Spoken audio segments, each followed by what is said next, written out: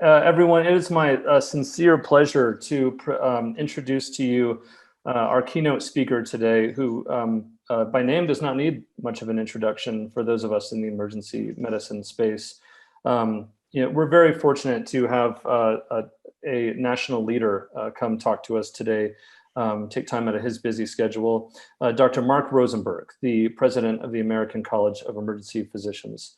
Dr. Rosenberg is the chairman emeritus of emergency medicine at St. Joseph's Health in Paterson and Wayne, New Jersey, overseeing the care of more than 200,000 adult and child visits annually. He's a board certified emergency physician, as well as board certified in hospice and palliative medicine. He's currently the president of the American College of Emergency Physicians. Dr. Rosenberg is well known as an innovator and problem solver. He has several innovations to his credit. One such innovation is the acute pain management in the emergency department standard called ALTO, A-L-T-O, or Alternatives to Opiates, which has been signed into law in the fall of 2018. This program is a multidisciplinary acute pain management program that not only helps patients with painful conditions without using opiates, but also helps those patients with drug dependency and addiction. Dr. Rosenberg is also principal author of the Geriatric Emergency Department Guidelines. He has written many articles and chapters on geriatrics, palliative care, pain management, and emergency department innovations, and has lectured internationally, and we are fortunate to have him speak to us today. Dr. Rosenberg, thanks in advance for your time. I'm sorry about the technical snafu on the front end. Would give you the time on the back end. Thank you very much. Thanks so much for having me, and doing a sound check as well. Can you guys hear me all right? Loud and clear. Perfect. And I'm going to share my screen and make some introductions at that time, if that's all right. Let's try.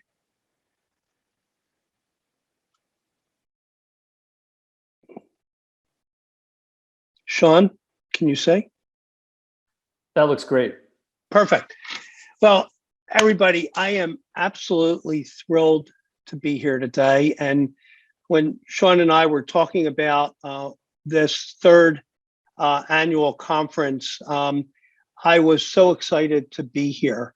I'm going to give you a little bit about a personal journey of when I was at Fort Defiance Indian Hospital a number of years ago, and tell you a little bit about what that was all about, but a little bit more about what ACEP's role is in the rural space and some of the work that we've been doing. And Sean knows this much better than I, and many of you may as well, but really with the Indian Health Service and other emergency department environments where they're under-resourced and what our goal and objective is.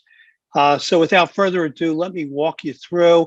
I'm open for questions, whatever we would want.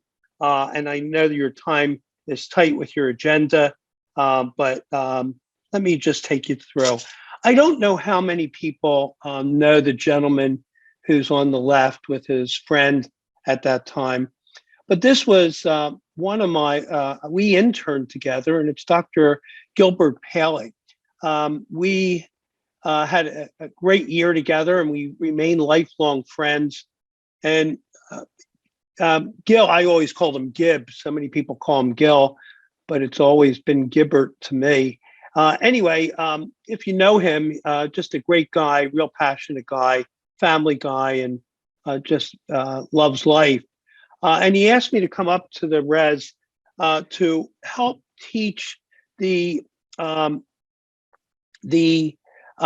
medicine men, and I believe they're called traditional healers, if I remember correctly, a little bit about palliative care and how we can bring it to Navajo.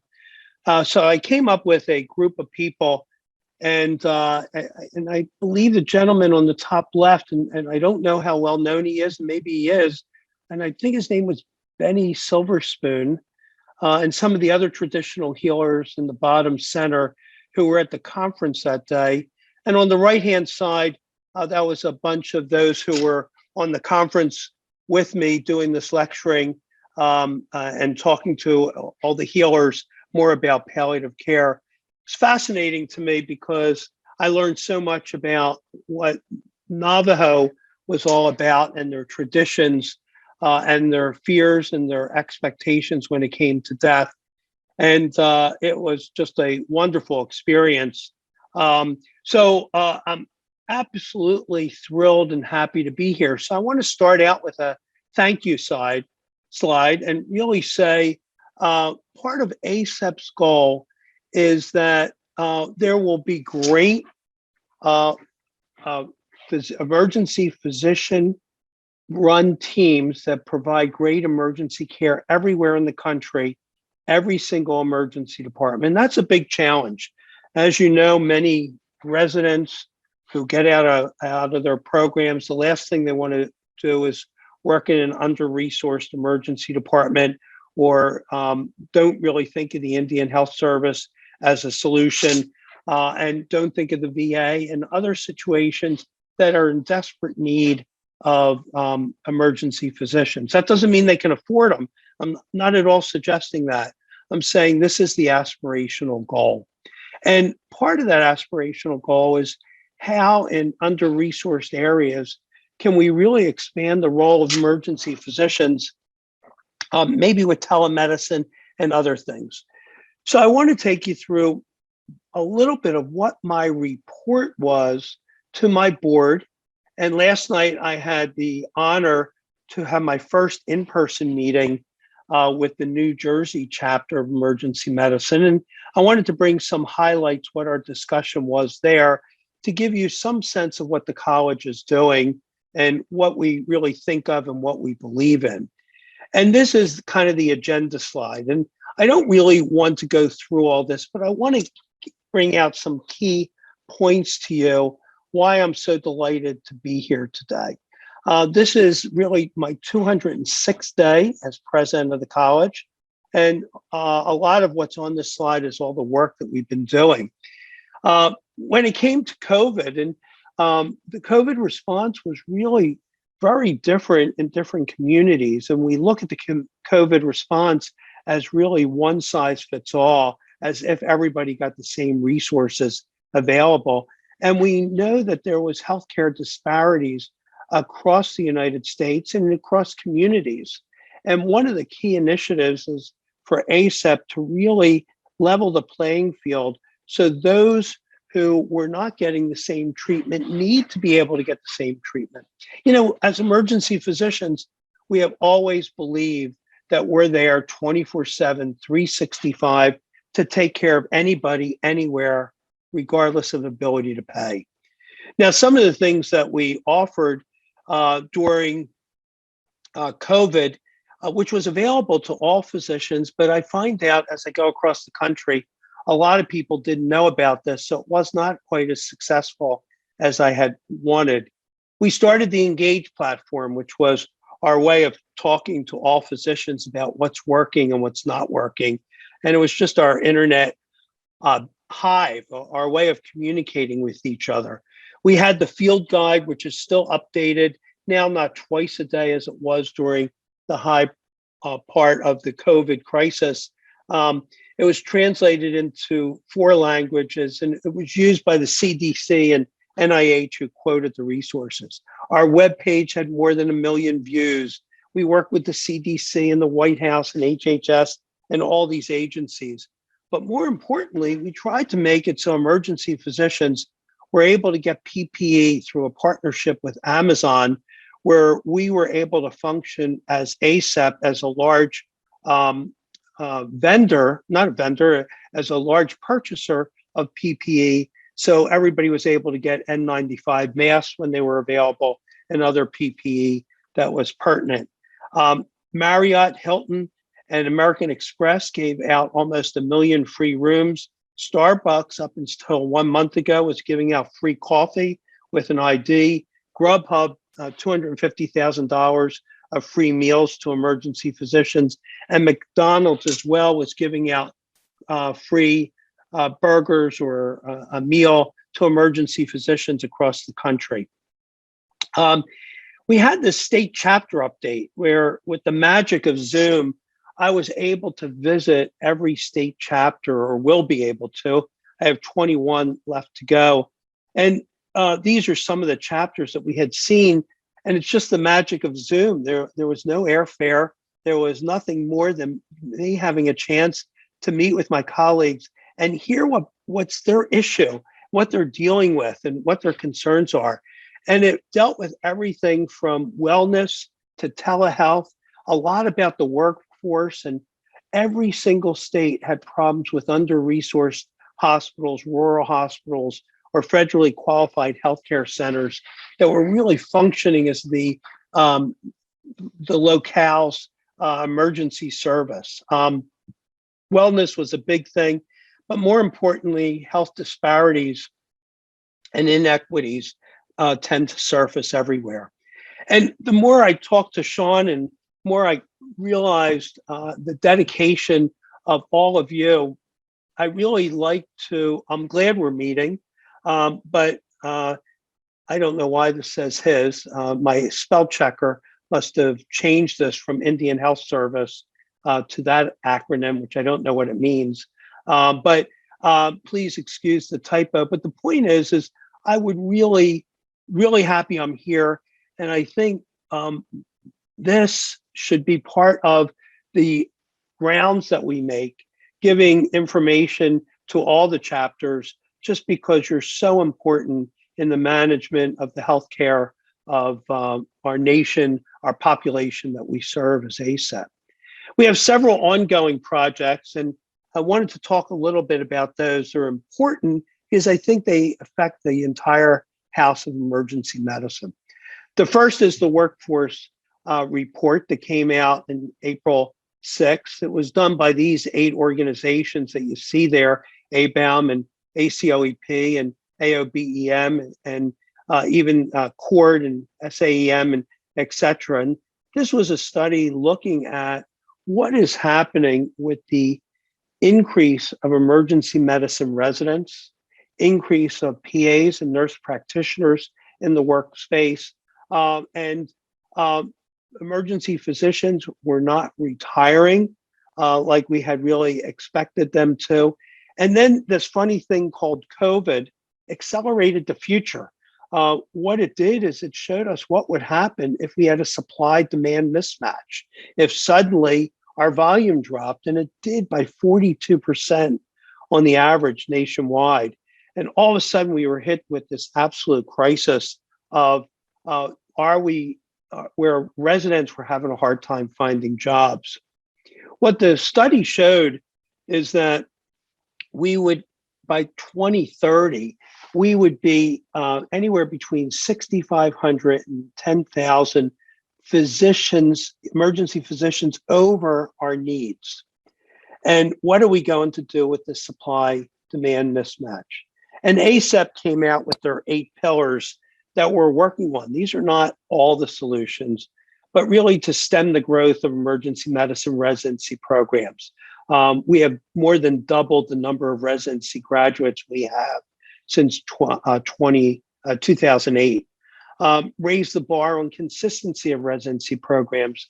Some are high-powered, some the residents barely get enough procedures to complete their training. What are we doing with business interests that's superseding the need for educating?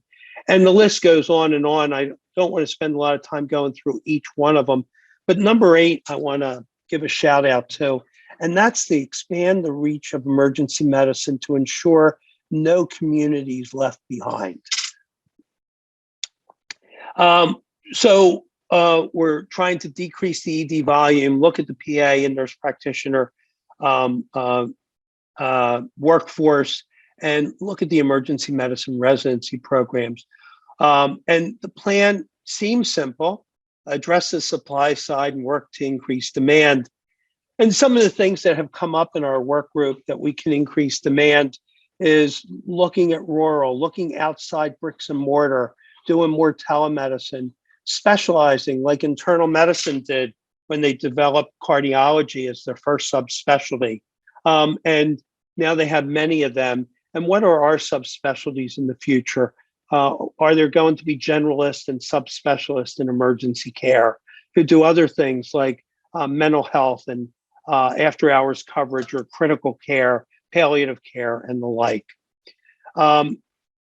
Another project that I'm really dealing with is the practice ownership task force. a lot of push to identify groups that are out there. This was initially looking at the large CMGs, but we wanted to really not call a group a CMG. We wanted to identify national and regional groups. What's the ownership of the different groups, local groups and small groups and large groups, and really identify what is the best practice for our residents, for our young physicians and older physicians who are also looking for jobs, and who gives us the best practice that we consider the gold standard of emergency physicians with due process and transparency. And what's important to you? Is it location, or is it how much you're getting paid, or the benefits you get? So everybody has a different reason. Is it paid time off? So in that effort, we're putting together an ACEP for Life. I have always said I joined ACEP for Life, and this initiative will really look at the job board, helping residents get jobs. There's always openings, or has been, in the VA and the Indian Health Service. And I understand the job market is getting tight in both of those as residents are looking for other opportunities. Expanding what ACEP can do for those in their first job and those retired and everything in between, and address key issues with a transparent checklist that all recruiters who advertise on ACEP will need to do. And the checklist will have on it several of the different pieces that I have listed here, so that the vendor, the recruiter, will be able to tell those job seekers exactly what's available in the contract. So we have policies that go with many of these about due process and collections and transparency, partnerships and CME reimbursement, all these different types of things.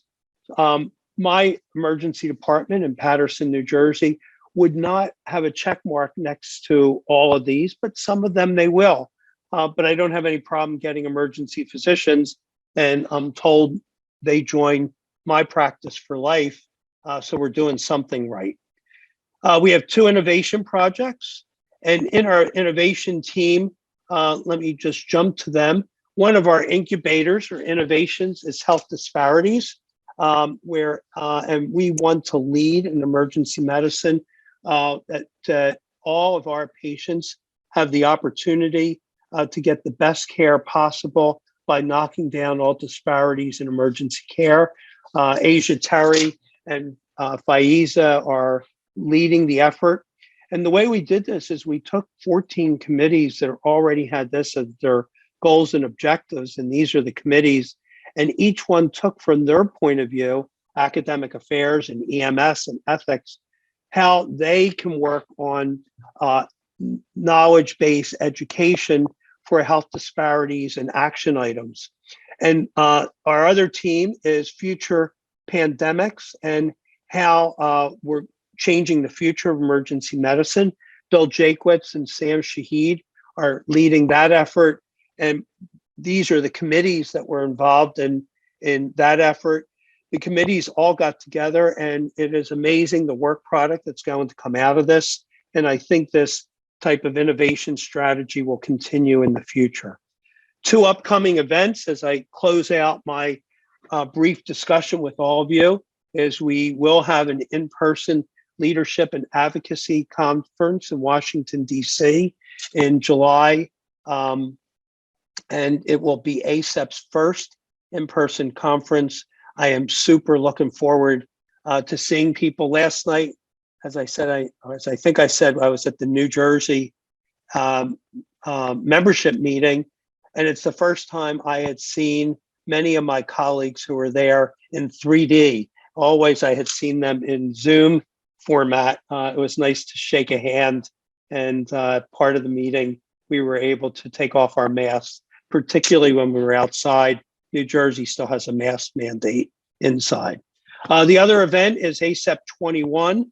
Which will be in Boston this year. It's scheduled to be in person. The educational program is October 25th to October 27th. It will be a party. It will be an educational experience, and it will be fantastic. I hope to see and meet some of you there.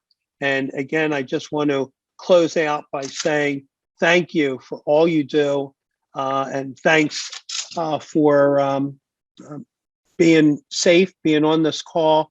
And I am so happy that I was here and had the chance to address you guys. Thanks.